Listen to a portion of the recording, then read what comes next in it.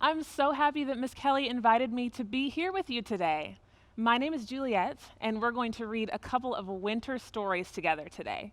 But since it's also February, which is Black History Month, our first winter story is about a little boy named Peter.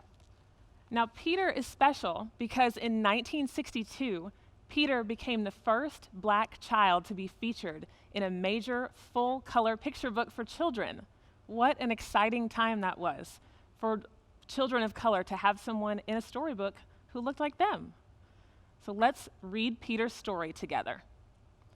The Snowy Day by Ezra Jack Keats.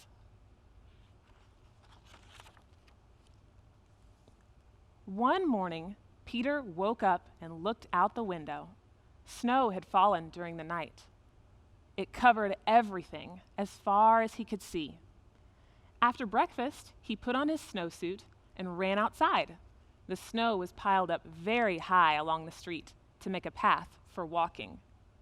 Have you ever seen that much snow? It's so much. Crunch, crunch, crunch. His feet sank into the snow. He walked with his toes pointing out, like this, and he walked with his toes pointing in, like this.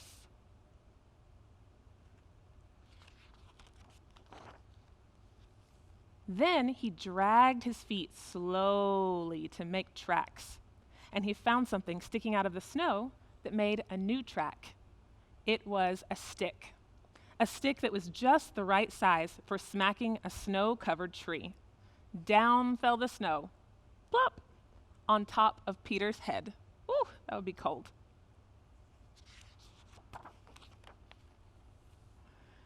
He thought it would be fun to join the big boys in their snowball fight, but he knew he wasn't old enough. Not yet. So he made a smiling snowman, and he made snow angels. He pretended that he was a mountain climber and climbed up a great big heaping mountain of snow and slid all the way down.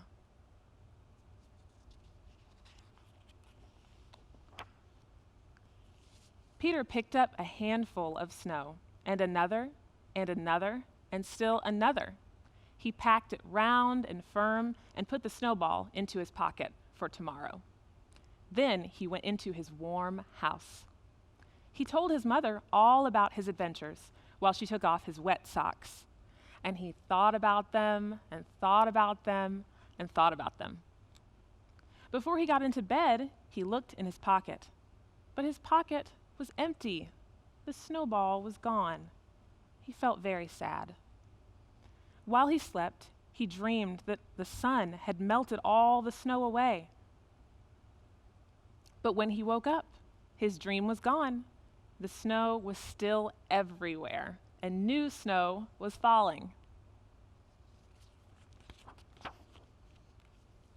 After breakfast, he called to his friend from across the hall, and they went out together into the deep, deep snow.